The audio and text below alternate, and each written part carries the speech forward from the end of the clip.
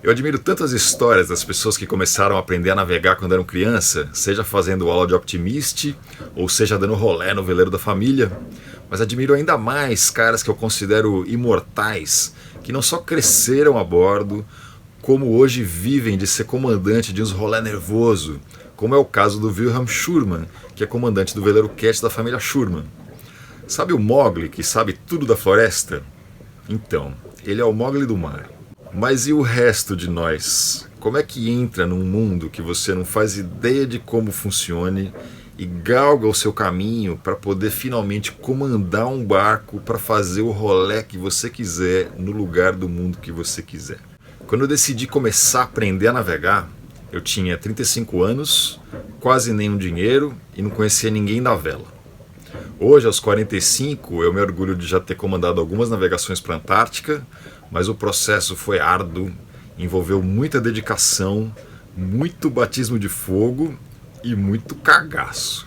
Então eu decidi nesse vídeo compartilhar um pouco desse caminho de aprendizado, na intenção de ajudar a dar um norte para quem está nessa busca. Eu aqui não vou dar nenhuma solução, mas vou apontar aonde direcionar esforços para criar uma fundação sólida. Sejam muito bem-vindos a bordo da Fernande em mais um vídeo do canal Homo Sapiens. Eu sou Charlie Flash, mergulhador, biólogo, um sonhador incorrigível desde criança, navegador e comandante de um veleiro de expedições.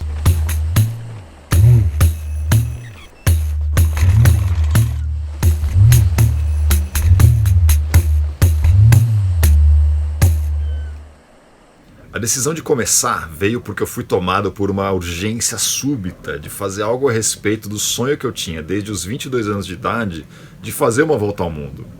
E hoje esse ainda é meu sonho. Eu naquele momento não tinha a menor ideia de como ia se dar essa caminhada, mas de uma coisa eu tinha total clareza.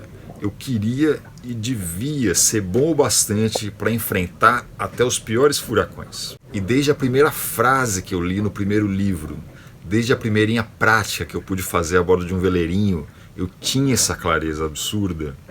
Cada conhecimento era alcançado, era admirado, era abraçado, era polido e era guardado com o maior carinho, sempre procurando entender com a maior clareza possível para que servia cada uma dessas preciosidades. Meu primeiro passo contou com muita sorte, porque logo de cara eu já encontrei a Marina Silvestre lá na represa Guarapiranga em São Paulo, onde eu podia alugar os botinhos de 16 pés a um preço que eu podia pagar. E além disso eu ainda consegui um amigo que quis dividir isso comigo, e a gente então passava quase todo sábado e quase todo domingo o dia inteiro na água. Eu morria de vontade de fazer curso, mas só tinha dinheiro para comprar livro.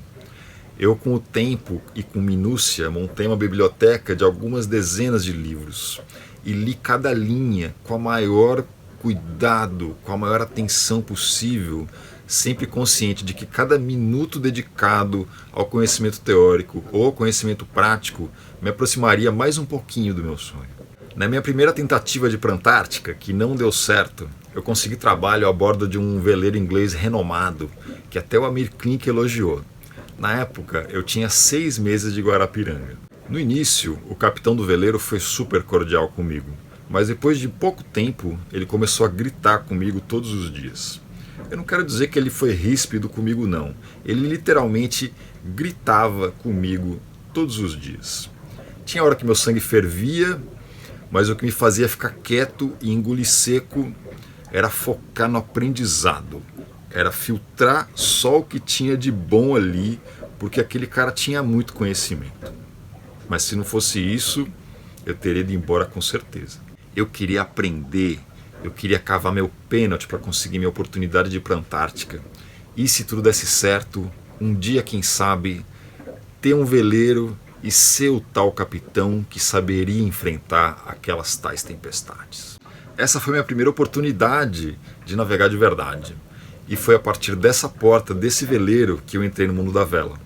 A partir daí, eu tripulei outros veleiros sob o comando de outros capitães super experientes, em que eu observava cada movimentinho que eles faziam, fazia muitas perguntas e torcia para pegar o pior mau tempo possível para observar como eles lidariam com aquelas tempestades. Quando eu finalmente consegui chegar na Antártica como marinheiro, foi um grande sonho, tanto de chegar até lá, quanto de aprendizado da experiência, quanto de finalmente poder botar em prática tudo aquilo que eu tinha praticado e aprendido e lido e estudado. Foram 4 anos entre a represa e esse momento. Quando chegou a grande oportunidade de comprar a Fernande, eu até era um bom marinheiro, mas eu nunca tinha comandado um barco na vida. De marinheiro para capitão de expedição é outra liga. Você executar bem as ordens que te dão é até fácil. Difícil é dar o comando. Meu primeiro comando na vida foi levar a Fernande de Itajaí para Ilhabela, que é um trecho de aproximadamente 250 milhas, que para mim hoje é algo trivial. Mas logo antes da partida, eu tremia. E tinha outras 10 pessoas a bordo comigo que não tinham a menor ideia que eu nunca tinha feito isso na vida. Eu contei também com muita sorte, porque o dono anterior da Fernande é um desses navegadores que eu comentei anteriormente, que é um desses imortais, que tem muito conhecimento. E desde o início ele me pegou pela mão, me aconselhou, me mostrou cada coisinha de conhecimento, cada segredinho, nunca miguelou uma gota de conhecimento e até hoje ele me aconselha. O primeiro mau tempo pesado foi bastante difícil, eu fiquei muito apreensivo, pensando, será que eu vou saber o que fazer? O primeiro Drake, que é o caminho para a Antártica, foi me cagando na calça, mas felizmente tudo deu sempre muito certo.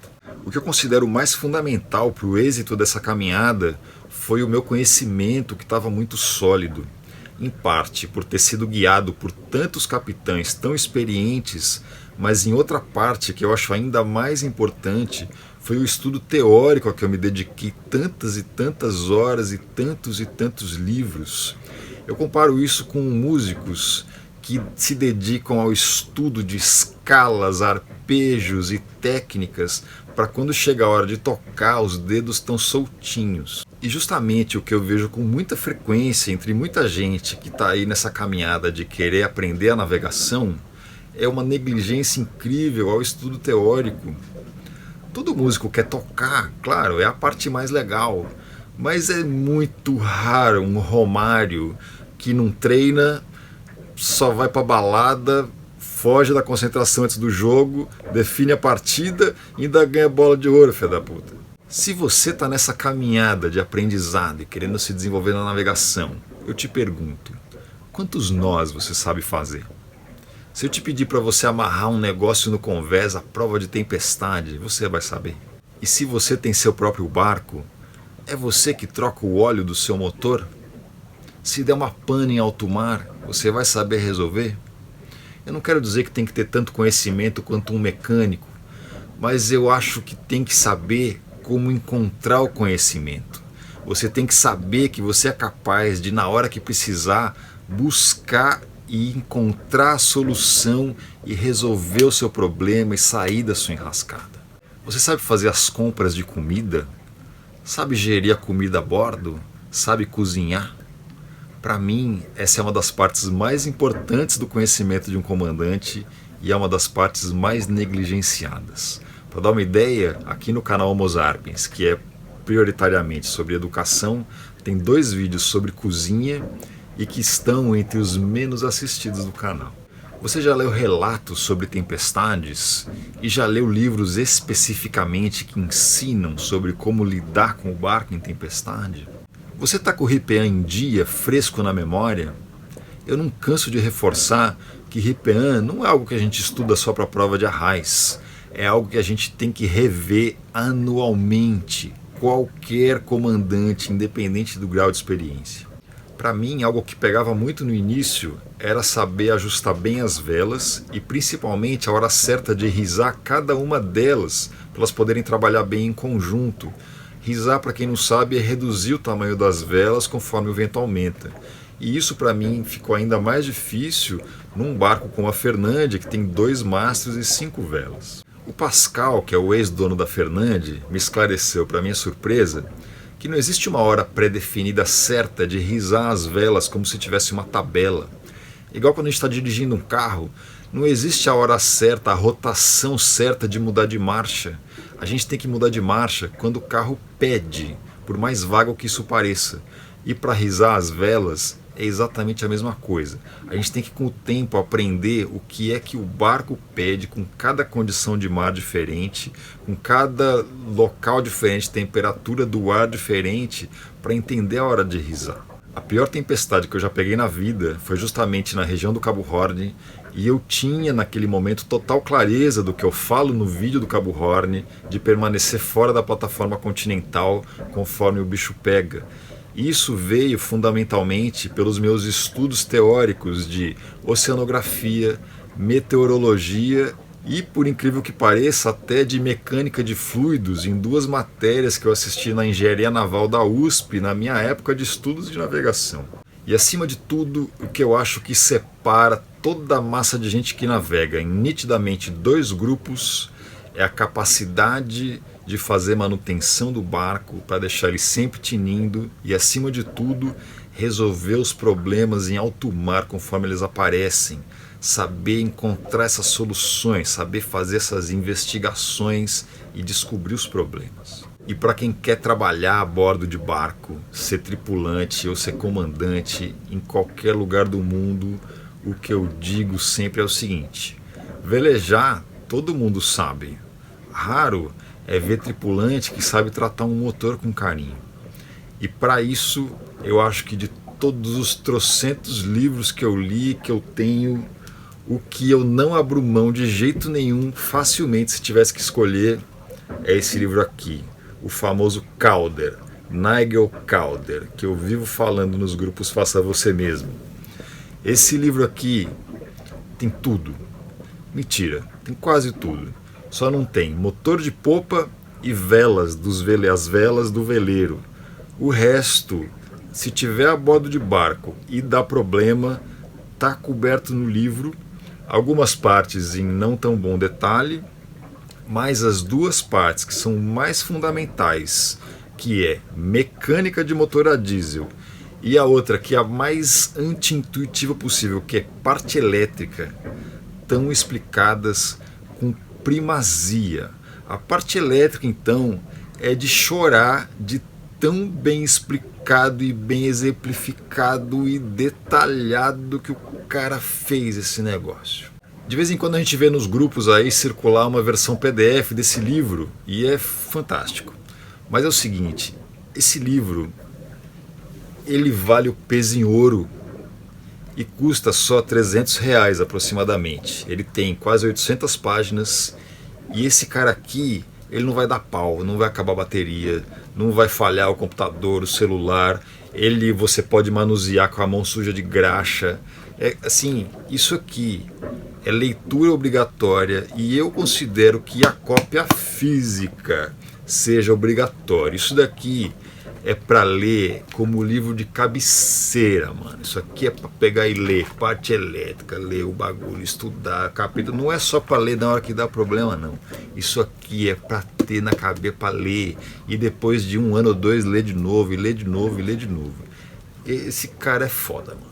Esse trabalho dele é o ouro puro. E obviamente um link de sugestão de compra tá na descrição do vídeo aqui abaixo e fixada no primeiro comentário. Infelizmente não tem a versão em português do livro do Calder.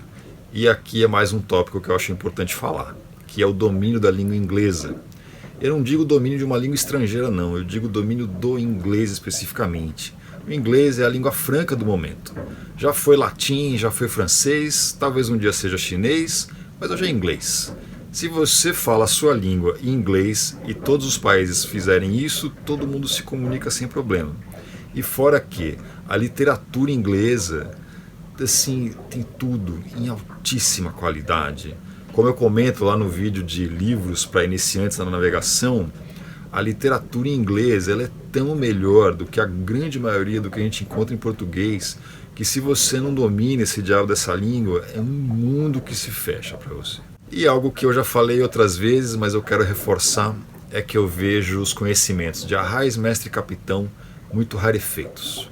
Vejo muita gente que estudou o mínimo só para passar na prova, mas chega na hora de navegar de verdade, tá muito inconsistente esse conhecimento aí.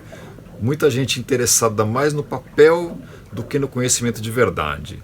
E como eu comento lá então no vídeo de habilitação, moeda corrente a bordo é milha, não é papel.